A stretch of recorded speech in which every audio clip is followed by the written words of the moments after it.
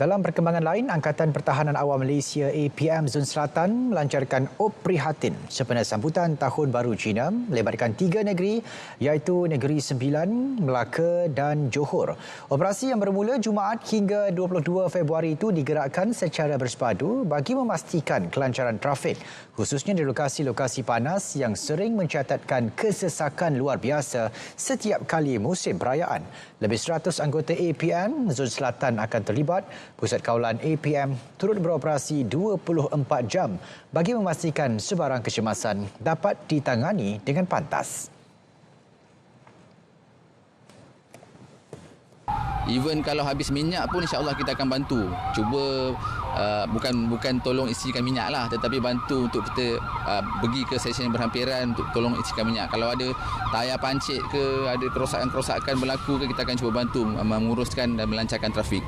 Selain itu, kalau ada halangan-halangan di atas jalan, itu semua memang dalam tanggungjawab kami untuk memastikan kelancaran trafik. Beliau ditemui pada Op Prihatin di Seremban.